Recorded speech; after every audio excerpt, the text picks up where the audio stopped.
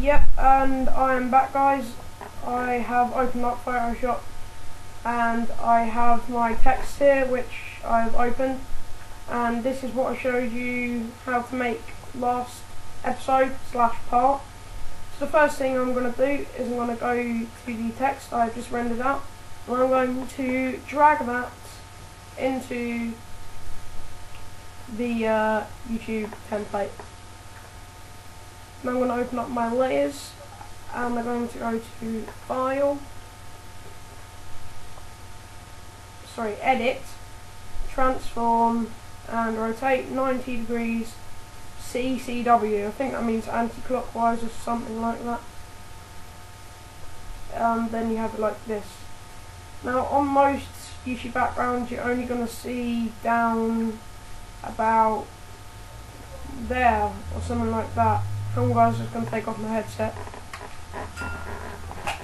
and obviously like that you're only going to see down here, because these parts are usually chopped off. So you're going to want to make your text about this small, like that, and then just apply the transformation. And there you have it. You got your text there. Obviously you cannot read that text whatsoever, you would never dream about reading that, but obviously I'm just using this for viewing purposes. And now I'm going to show you how to add a nice gloss to this text.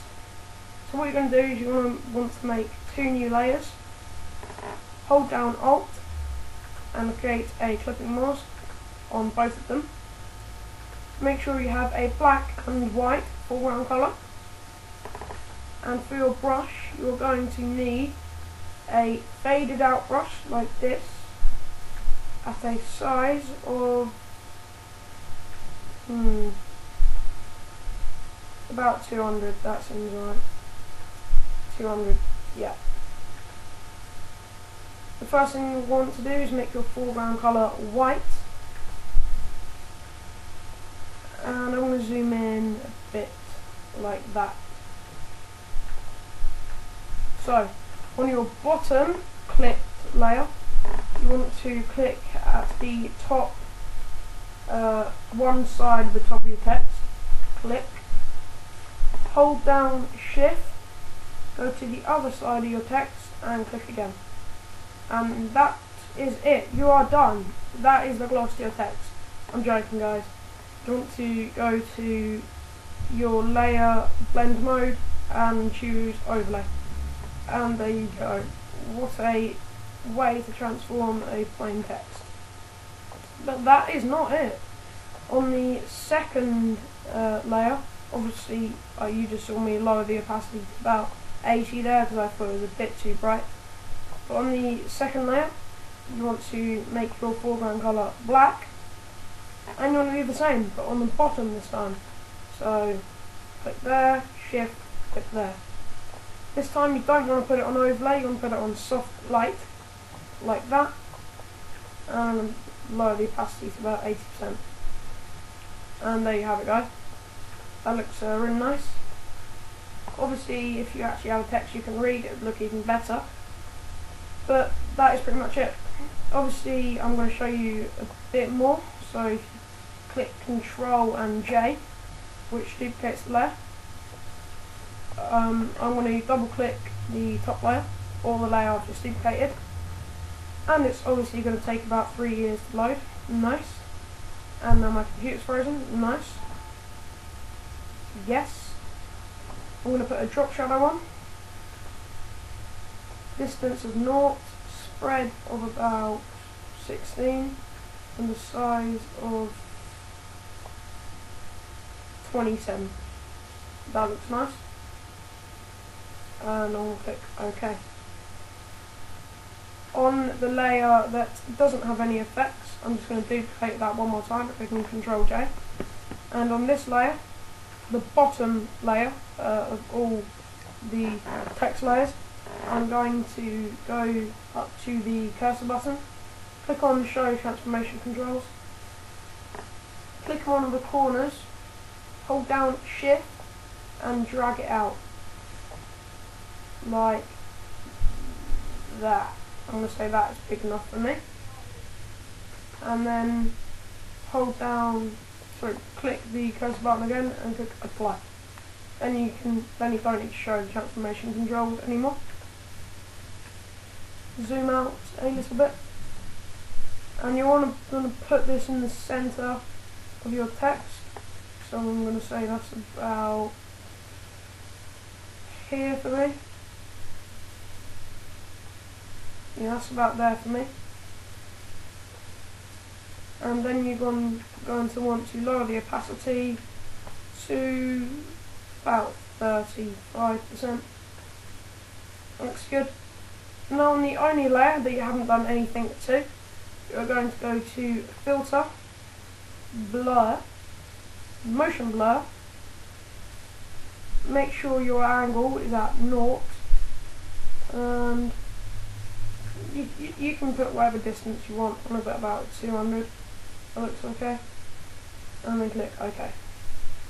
And there you go. You transform just one blank piece of text into a nice piece of text there. Now there is one final thing I'm going to show you, and that is how to make your background a bit better by rendering clouds. You go to your layer, create a new layer, and drag this layer down above like the pattern fill, the gradient fill and the colour fill, so there, but you want to make sure it's below your modules. And now you're going to go to Filter, Render, Clouds. Obviously guys, when you do this you want to make sure your foreground colour and the background colour is black and white, otherwise this will not work. And then once you've got that, you want to put your blend style on overlay. Sorry guys, hang on. Don't know what that is doing, but usually it looks a lot better than that, I can guarantee you. Usually that looks a lot better. Let's see if it works if I move up here. Nope. Oh well, I was not expecting that. Usually guys, it does it down the middle here as well.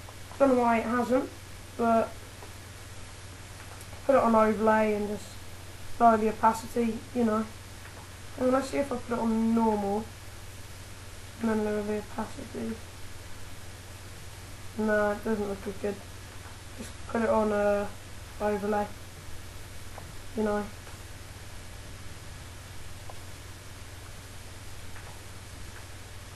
Sorry about that one, that was kind of a fail. Usually, if you render out clouds, you get it all over. I don't know why it has done this. I think it's because, if I delete the gradient, put a new one in. Just see, hang on. Just trying to figure something out, guys. Yeah, I think it's going to do it actually.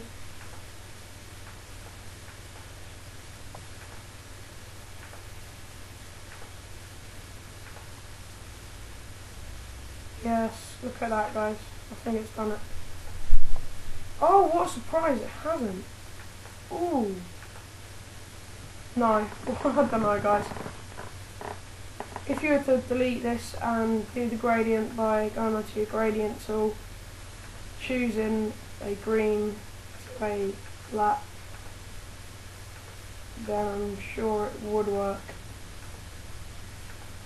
by doing this.